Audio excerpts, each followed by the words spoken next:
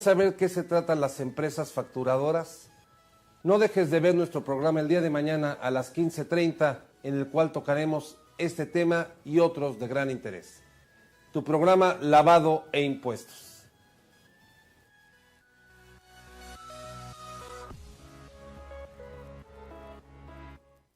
Este programa va a ser sobre la iglesia y sus impuestos. Nosotros no vamos a juzgar ningún tema de carácter religioso, esa no es nuestra función, pero como todo contribuyente, también ellos pagan impuestos. Miguel, ¿cómo estás antes que nada? Muy bien, estimado amigo. Vamos a platicar de algo que pues, muy difícilmente luego lo tocamos. Por ahí dicen las costumbres, no hables de fútbol, no hables de la iglesia, no hables de política para no tener problemas. Pero eso es en una fiesta. Pero no hay otro tema del que no se hable, que no sea política, fútbol y de la iglesia. Y aparte ahora ya un poquito del sexo. Ahora ya es un tema muy abierto en las fiestas, etcétera. Totalmente. Miguelón, te quisiera preguntar, cuando hablamos de la iglesia, ¿qué conceptualización, para efectos fiscales, qué debemos de entender? Eso porque lo denominamos iglesia, ¿se denominarían asociaciones religiosas o cómo? Sí, esto si lo vemos un poquito en la historia, nuestro país tradicionalmente y oficialmente es un país católico. Vivió en el siglo pasado diferentes disturbios, la guerra cristera, hubo una separación iglesia-estado que nos la manifestó desde las leyes de reforma con Benito Juárez. Sin embargo, en tiempos de Salinas de Gortari, del expresidente Salinas de Gortari, 88-94, ¿qué pasó? Hubo esa reconciliación en materia oficial. Ya había acercamientos, y recordamos cuando vino por primera vez el Papa Juan Pablo II con el expresidente José López Portillo, hubo un vínculo, hubo un acercamiento. Pero fíjate lo que me estás diciendo. Quiere decir que antes de nuestro expresidente Salinas de Gortari, antes no había ninguna situación de carácter fiscal con la iglesia. Se respetaba y no se le consideraba. ¡Wow! Estamos hablando de un tema de muchos años, ¿eh? Muchos años, porque si bien mencionaste las leyes de reforma, sí, de ahí a acá, muchos ayeres, muchos años, y no había una tributación. ¡Wow! Hoy ya me dices que a partir de esa época se volvió a hacer un enlace. Le encarga el expresidente Salinas de Gortari a la Secretaría de Gobernación. Correcto. El que venga con el control para organizar el tema de las asociaciones religiosas, para tener ese reencuentro entre iglesia y Estado. Y entonces, ¿qué pasó? Gobernación se encarga de empezar a regularizar la situación con todas las asociaciones religiosas que existían en este país. ¿Podemos decir una idea? ¿Cuántas asociaciones religiosas tendremos? Hablamos más o menos de 80, pero esta ha sido una variación, han ido creciendo, 80,000, no piensen que 80,000. 80,000. 80,000. Sí, no 80. Sí, no, 80,000. Ahora, ¿qué ha pasado? Cuando empieza este tema de regularización, que se encarga la Secretaría de Gobernación, entonces viene un tema también de regularización en ministros de culto. ¿Por qué? Okay. Porque entonces vamos a observar que las asociaciones religiosas tienen vínculos con muchas leyes. ¿Por qué? Por ejemplo, un ministro de culto que venga del exterior, un argentino, un europeo, un español, un americano, entonces ya viene la ley de migración que le tienen que dar autorización para que pueda entrar aquí a México como ministro de culto. Vamos a ir, si me permites tú, por favor, trataré de ir seccionando para que sean temas claros. Claro. Primero, cuando me hablaste de 80,000 asociaciones religiosas, verdaderamente asusta. ¿Todas estas pueden ser de diferentes cultos? Totalmente. Entonces no hay una cantidad de cultos porque no hay limitación a los cultos. O sea, quiere decir que puede haber una católicas, cristianas, maometanas, evangélicas, mormonas, evangélicas, etcétera, judías y demás. Sí ha habido una que sacaron en el siglo pasado, que sí le tuvieron que decir gracias por participar, porque detectaron algunas actividades ilícitas que estaban realizando, que esto es aquel culto que se le rinde a la muerte. Ok. Entonces ellos estaban inscritos como asociación religiosa, La autoridad detecta que hubo algunas actividades que no iban de acuerdo a la ley, actividades ilícitas, y entonces le dicen, pues gracias por participar. Fíjate que es muy curioso, porque aquí en la Ciudad de México yo te puedo decir 2, 3 zonas donde hay imágenes de culto a la muerte. Sí, sí. Bueno, tradicionalmente en nuestro país tenemos un vínculo con la muerte. Nos acaba de pasar el 2 de noviembre, recordamos a nuestros muertos. Sin embargo, de pronto se dio una efervescencia por darle un culto especial. Y esto es otro tema. Fue eliminada en su momento. Hoy por hoy hay 80,000 asociaciones religiosas. Bien, sigo por este lado. Cada una de esas asociaciones religiosas, ¿cómo está tributando? Primero, la asociación tributa ante el fisco. Tiene que estar reconocida, porque como hablaba de diversas leyes, ¿qué hace la Secretaría de Gobernación? Primero le dice, a ver, ven, preséntate conmigo, tráeme tus estatutos, tráeme tu conformación administrativa y dónde vas a dar culto público y quiénes son tus ministros de culto. Entonces, ¿qué empieza a haber? Una organización, primero una regularización y empiezan a ver, vente, te vamos a registrar, te vamos a dar un número de registro, el cual debidamente que hayamos revisado tus estatutos, va a salir publicado en el Diario Oficial de la Federación y te vas a conformar como persona moral. Bueno, dato importante, estimados amigos, vean ustedes cómo es increíble esto. Tenemos y sabemos que cada uno puede ir al culto religioso que le plazca.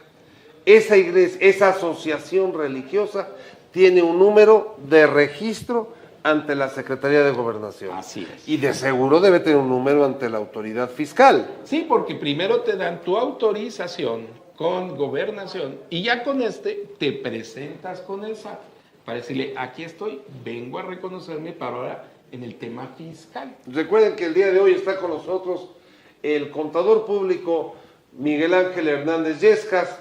Estamos en su programa Lavado e Impuestos, hablando del tema la iglesia y su forma de tributar. Continuemos con el tema. Me queda claro ya, Miguel, que cualquiera puede saber. Y fíjate, oye, la gente podría, hay cuántas preguntas. La gente podría pedirle a la iglesia, a su lugar de culto que vaya, oye, enséñame tu autorización. Sí, claro. Podría pedirle, enséñame tu inscripción ante el SAT. Es más, hasta el momento dado podría, si gustas no pedírselo, buscarlo en el Diario Oficial de la Federación, su inscripción. Sin embargo, cada asociación religiosa tiene su número y que lo vamos a ver en diferentes documentos. ¿Por qué? Desde el momento en que ahí está en la fachada y dicen templo evangélico, templo cristiano, oficina de la sacristía o demás, siempre va a tener reconocido como asociación religiosa.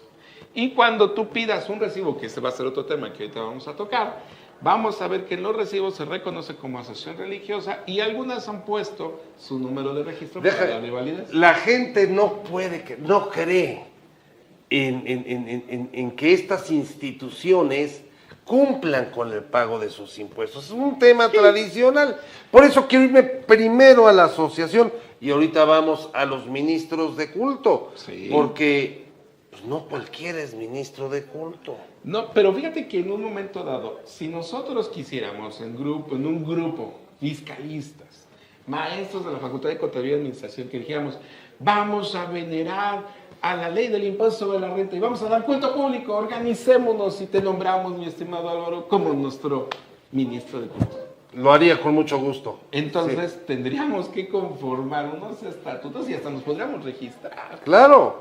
Claro, el hecho de que nos acepten porque el objeto y la actividad es otra cosa. Claro. A ver, me queda muy claro. Pero Primero, entonces fíjate, cerramos ideas. Todo culto debiese de estar a través de su iglesia o a su asociación religiosa. Pues déjame nada más ubicar. Una asociación religiosa puede tener diversas domicilios, esto es, un grupo religioso puede tener diferentes o cada iglesia es una asociación religiosa. Este es un punto muy importante que acabas de mencionar porque se le llama la asociación religiosa y puede tener sus derivadas. Ah, ok. ¿Qué es una derivada y qué es una asociación religiosa? La asociación religiosa pues, es su principal, tiene que tener un domicilio fiscal, tiene que tener un domicilio de contacto con la autoridad. Pero ¿qué puede pasar? Que tenga diferentes oficinas que también ejerzan el culto público, pero ella es la cabeza de las otras. Entonces, ¿qué tiene? Derivadas. Y las chiquitas le van a reportar, digamos, las hijitas le reportan a la mamá y la mamá es la que le va a reportar a la Secretaría de Hacienda y a las diversas instituciones. ¿Qué le tiene que reportar? Ahí vamos a la parte más interesante. Ay, viene lo bonito. ¿Cuál es el ingreso de una asociación religiosa? Y lo voy a poner muy para no extendernos demasiado. La realidad del tema es que su primer ingreso es las limosnas, la participación de todos los feligreses que asisten y dan. En algunas estamos hablando de cantidades muy fuertes. Muchos de los cristianos o de determinadas sociedades dan el diezmo. Sí. Y hay gente que es verdaderamente cumplidora que en su diezmo, como debe de ser. Reitero, respetamos todo tipo de creencia. Pero aquí estamos hablando de impuestos. Toda esa captación de fondos se declara. Debe declararse, y ojo amigos. A ver, ¿cómo dijiste? Debe de declararse. O sea, pueden no declararlo. No, debe de declarar. Es una obligación. Es una obligación. A ver, el deber ser. Deber ser. Vamos por partes. ¿Qué pasó en 2014? Como diría el destripador, ¿no? Sí, vamos por partes, si no, no saben. 2013, cuando se da la reforma, quieren meter a todas las zonas religiosas al esquema de la reforma fiscal. Correcto. Tienen una reunión en ese tiempo con el ex jefe del SAT, Aristóteles Núñez, y les da unas facilidades. ¿Cuál? Van a publicarse cada año un oficio que aplica únicamente a asociaciones religiosas, donde les va a decir, estas son tus obligaciones, estos son tus ingresos, estas son tus deducciones, así le vas a pagar a tu ministro de culto y esto vas a tener que cumplir de manera general. ¿Existe un manual de eso? ¿Existe esos lineamientos? Su oficio. Un oficio. Que emite precisamente y lo da el SAT para el cumplimiento de sus obligaciones fiscales. Correcto. Ahora, ¿qué pasa con una AR, asociación religiosa? Su ingreso vas a tener ingresos por donativos, dádivas, limosnas, bolsa ciega o como le quieras llamar.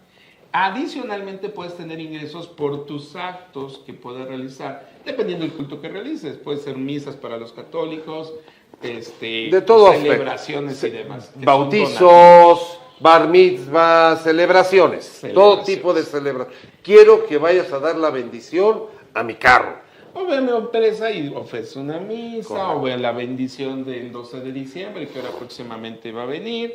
Y entonces, ¿qué implica eso? Que van donativos. Correcto. Esos donativos va a ser muy cuidadoso porque todas las ARs tienen que emitir un recibo. Vale.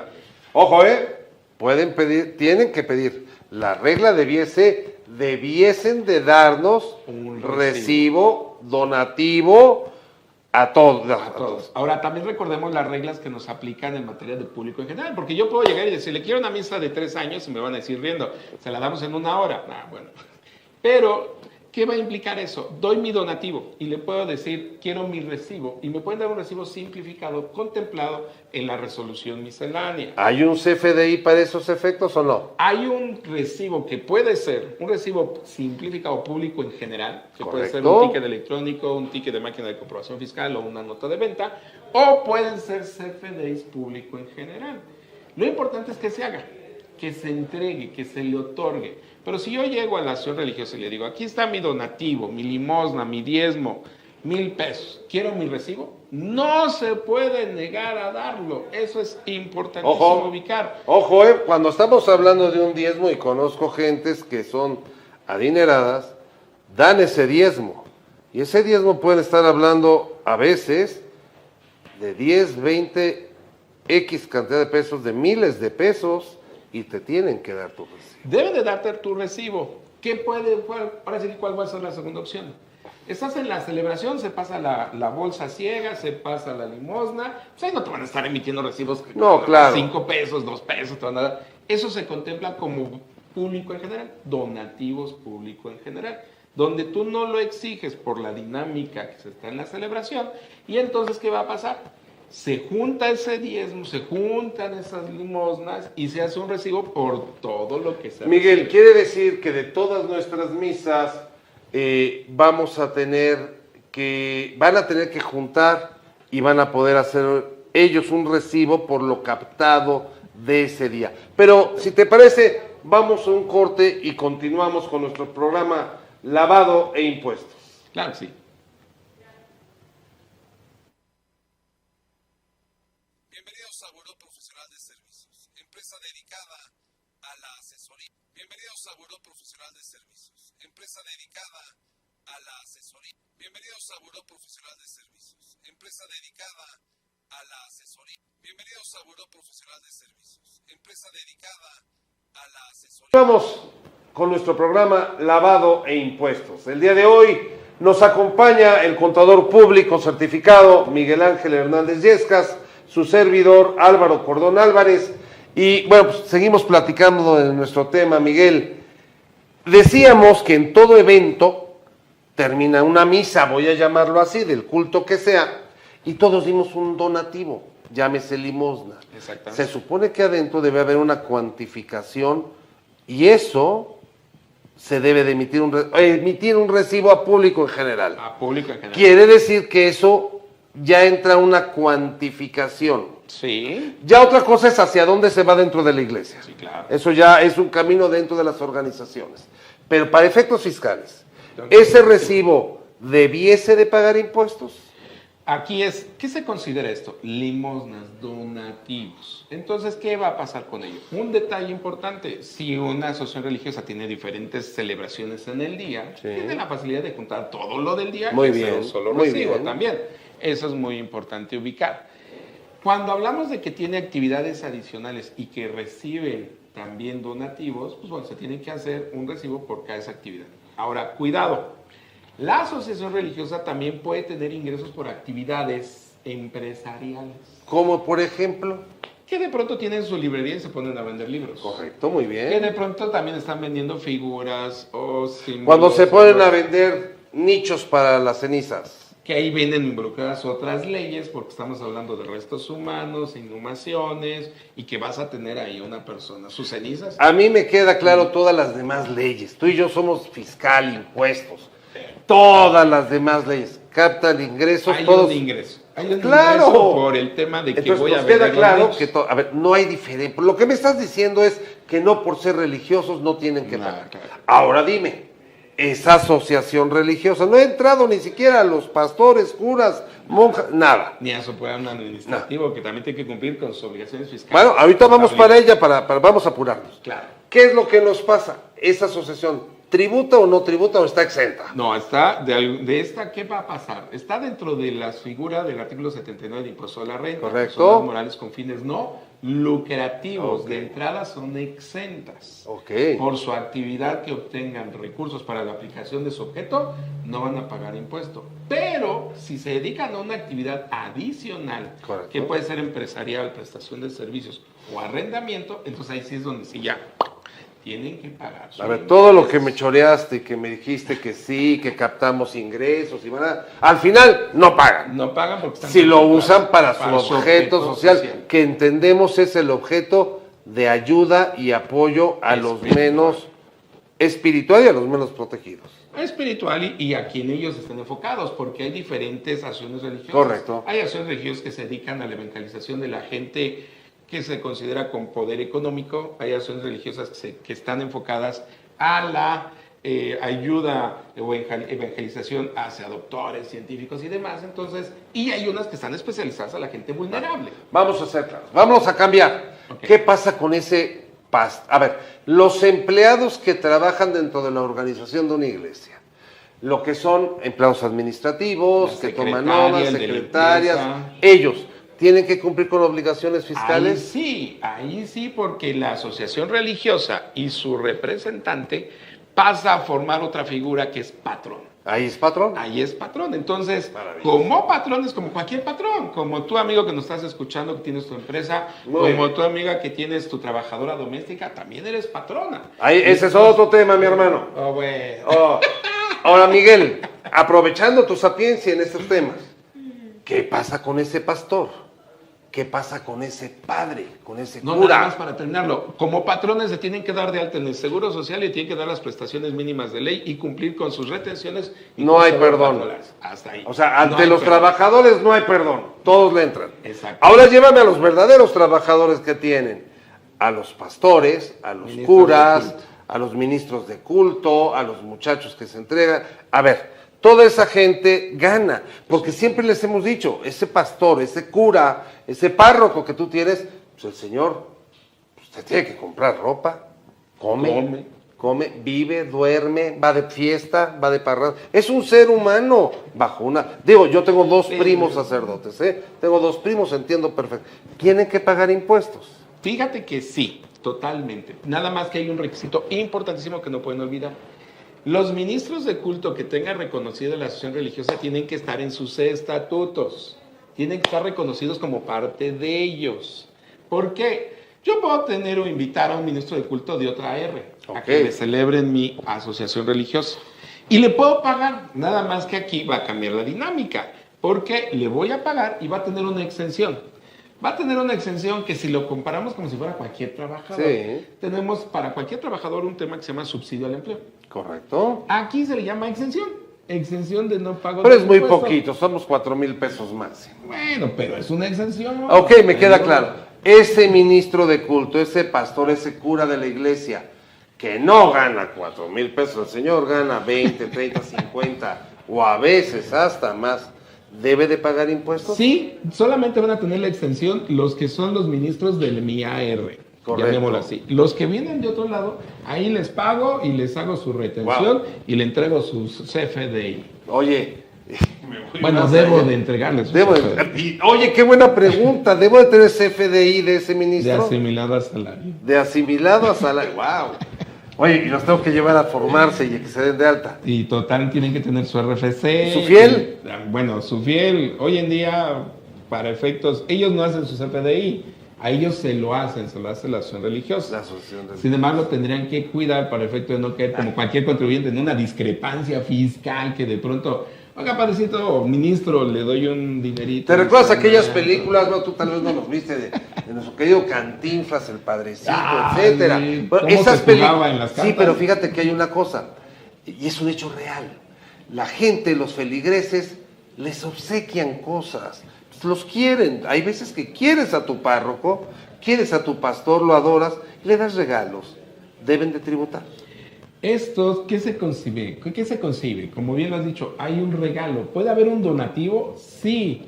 También recordemos que la ley del impuesto sobre la renta concibe donativos de terceros que van a tener una exención. Hasta 3 salarios mínimos elevado al año. Elevado al año. ¿Qué es lo importante ubicar? Wow. Que entonces, como ministro de culto, tengo que cuidar también mis finanzas.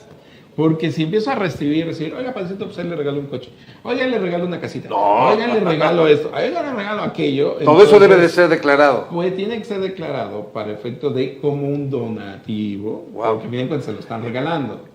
¿Qué es importante? Que cubra y cuide sus finanzas para no caer en temas de discrepancia fiscal. A ver, que nos quede claro, entonces, pastores, párrocos, curas, monjas, en su caso dado. A ver, es diferente, ahí nos podríamos ir cuando veamos el tema escuelas, iglesias, iglesias patrocinadas por sistemas religiosos, como pueden ser los legionarios, etcétera. Pues hay toda una organización de salarios, etcétera. Sí. Aquí quisiera centrarlo a nuestro tema, ¿verdad? A esa iglesia, porque todos ustedes deben de saber que son seres humanos. Sí, claro. Oye, y también, ojo, tan es así que ha habido actos que son incorrectos desde el punto de vista moral y han sido juzgados.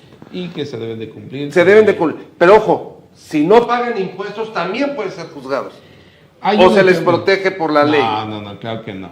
Hay 2 casos muy, muy claros. No solamente me va a aplicar la ley del impuesto sobre la renta, y en caso de que tenga alguna actividad empresarial, la ley del IVA. Y si me dedico a producir algún bien, hasta me pueden causar IEPS. Claro. Pero hay otra ley que está muy de moda y que le impacta directo a una asociación religiosa, que es la ley contra el lavado de dinero. ¿Y por qué hablo de 2 ejemplos?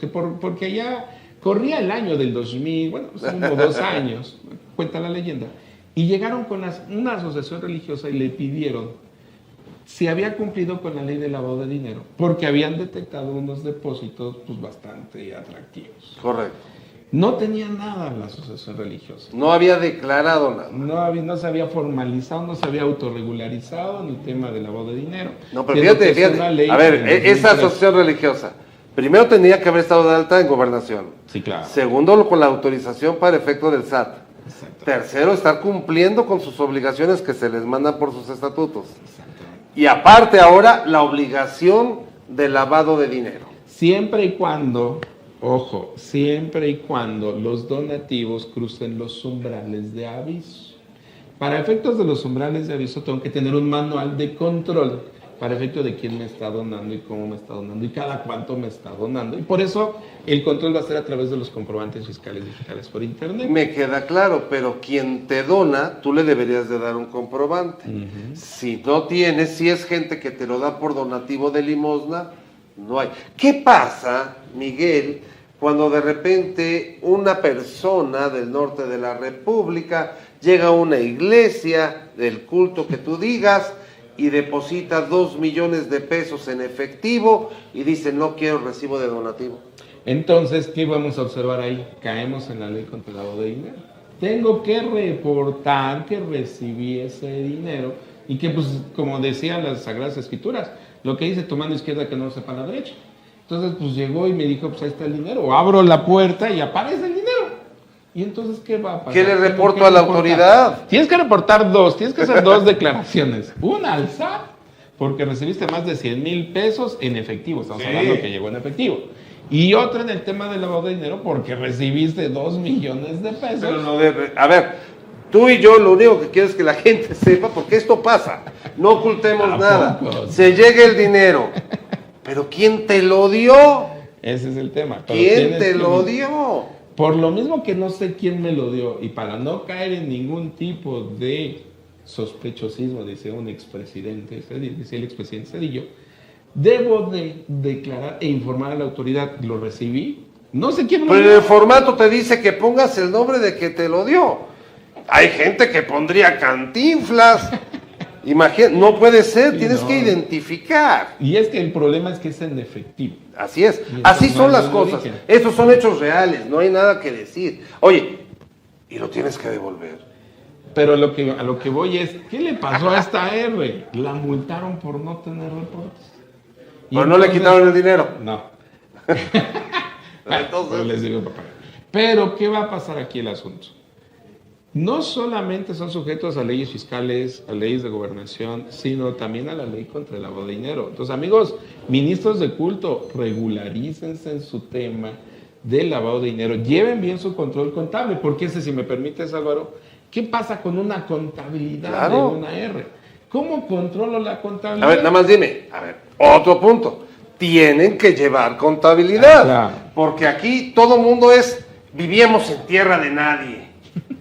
Porque, digo, por lo pronto hasta... Oye, entonces, aquella reforma que hizo Salinas de Gortari vino a poner en orden a un gran cúmulo de gente. Sí. Y de grandes capitales de dinero. Algunos Porque casos, entonces sí. hoy se sabe dónde están y de quién son. Sí. Antes no. Sí. Ya quedamos y ya claros. con la ley en materia de quitar el secreto bancario, pues bueno, se puede identificar mucho más fácil quién es el dueño de ese dinero, ¿no? ¿Qué es el secreto bancario? No, bueno, como ya no existe, pues ya, Ya no hay secreto ya no hay bancario, secreto porque bancario. todavía antes decías tenías cuentas numéricas y nominadas en Suiza. Hoy, No hay nada. por Ya lo se menos, acabó eso. en México ya no, ¿verdad? No. Pero bueno, mira, para cerrar nuestro programa, creo que nos ha quedado muy claro. Bueno, Lo que contabilidad, espérame, a ver, espérame, antes de que se nos contabilidad. vaya, dime. Tiene la obligación de llevar su contabilidad porque son personas morales. Y en materia fiscal, tiene que cumplir con el programa Mis Cuentas. A ellos se les otorga. Nada más no se les olvide, amigos ministros, tienen que presentar su solicitud para utilizar el programa Mis Cuentas. Por eso, señores, tienen una obligación de cumplir, les han dado una gran facilidad que se llama Mis Cuentas, pero al final me dices que ministros de culto, personas que trabajen, pagarán impuestos como cualquier empleado, Sí. deben de cumplir. Y las asociaciones religiosas deben de declarar, manifestar sus ingresos y demostrarán el correcto uso del dinero. Totalmente, porque por lo mismo es lo que se está buscando, transparencia. Mi estimado amigo, te agradezco de veras el contrario. haber venido con nosotros y a todos ustedes. Creo que es un tema innovador, algo que pocas veces van a escuchar y estuvieron aquí en este programa en lavado e impuestos. Y los esperamos próximo miércoles, 10:30 de la mañana, para poder ver nuestro programa Lavado e Impuestos. Felicidades, hasta luego. Pidan su CFDI. Bienvenidos a Buró Profesional de Servicios, empresa dedicada a la asesoría. Bienvenidos a Buró Profesional de Servicios, empresa dedicada a la asesoría. Bienvenidos a Buró Profesional de Servicios, empresa dedicada a la asesoría. Bienvenidos a Buró Profesional de Servicios, empresa dedicada a la asesoría. Bienvenidos a Buró Profesional.